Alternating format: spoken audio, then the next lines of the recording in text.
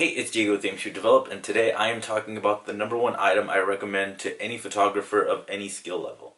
If you're unfamiliar with my channel, I like to do a lot of in-depth stuff for people who are a little bit more intermediate to advanced, but I like to also include people who are just getting into it.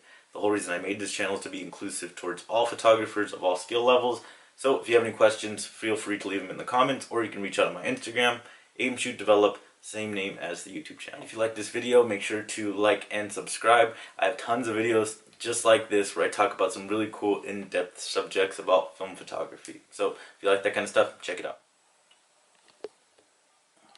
This thing's going to get you out of a pinch if you're ever in need, and if you want to do experimental stuff, pretty much it'll be there to help you out as well. So the item that I am talking about is here. It's a film changing bag or portable darkroom. There's tons of names for them. I think every film photographer should have one of these, and I'll break down why. So basically what this is, this little light sealed bag, it has two arm holes that you put your arms into. It's nice and tight on your wrists, and then it has a zipper on the other side, so you have a nice light tight seal. No light's going to get in if everything is closed properly. That way you can pretty much move the film freely around without any worry that it's going to get accidentally exposed to the light. Light is the blessing and curse of photography. It can make your shots fantastic, it can ruin your shots, so you have to be really careful about controlling light. There's no actual way to look inside of the bag once it's in there, so you're going to have to feel for it and just be aware of what's going on.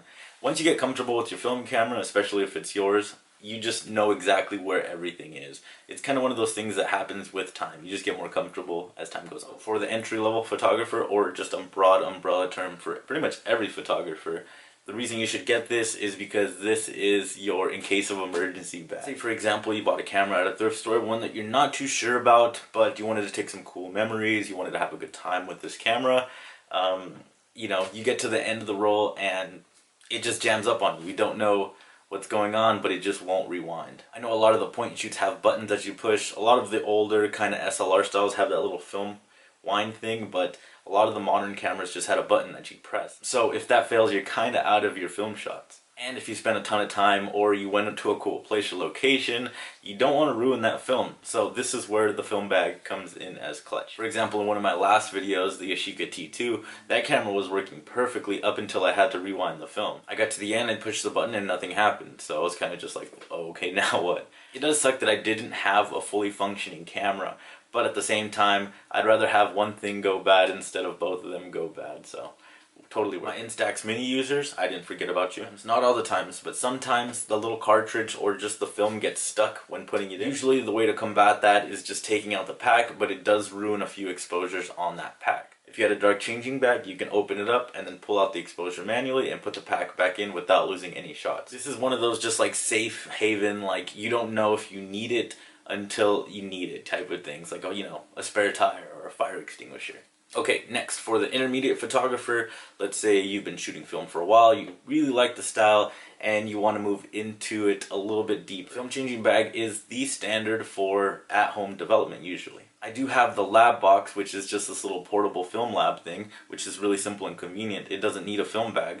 But if I wanted to upgrade to multiple rolls where I do one in a bigger development tank, then I have to go with the standard, which is the film bag. To get to that next level of you want to do it at home for yourself, a dark changing bag is pretty much the standard all around for at-home development. Sending it to a lab does get expensive, and if you've been doing it for a long while, there's a point in time where the cost kind of equals out to where it's just like, it's cheaper to do it at home in the grand scheme of things than it is to just keep sending off film. So this will be a worthwhile investment for both of those. It could be your emergency bag, and it could be your next step to film photography at home. And my favorite of the three, this is a little bit more of a different aspect. I wouldn't say it's more advanced, but it's definitely something a lot of people aren't really doing that does require a film bag. Lastly is experimental photography, especially with instant film. I'm sure you've seen videos where it talks about shooting Instax wide on a toaster.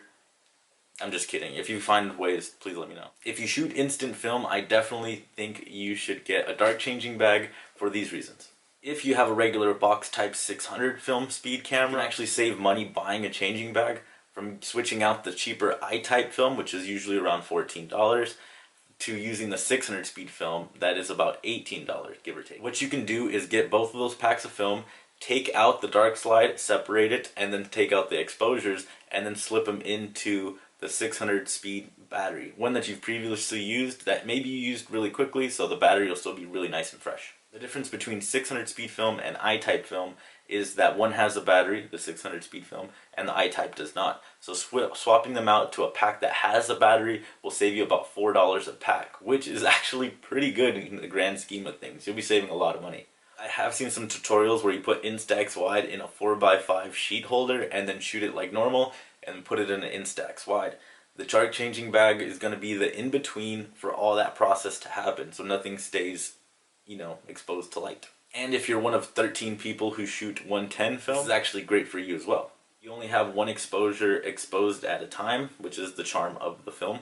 So if you put the camera you want to shoot and the camera you're going to shoot, the two different cameras, and shoot a little bit of one, you can swap it out in between without losing any exposure. This way you can change between different 110 film format cameras on one roll, saving you some money, and you get to test out different cameras. So that's definitely why I recommend having a film changing bag or a little darkroom bag for your film collection. It's definitely an essential item I think every photographer should have at home just in case. I don't have an affiliate link or anything for the dark changing bags. You can check eBay or Amazon. They're all really good. These things are built really quality and they're gonna last you a long while.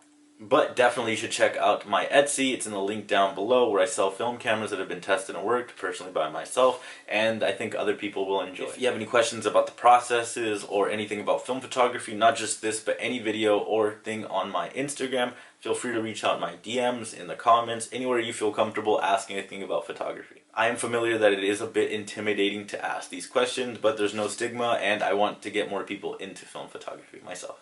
I did also make a TikTok, kind of just have to, it's a growing platform, where I just post the camera and then some examples or just some little bite-sized snippets of information that's not on YouTube. So on every one of the platforms that I post, you get different bits of information. So check that out if you're on TikTok. No rush if you're trying not to get into it, it's okay.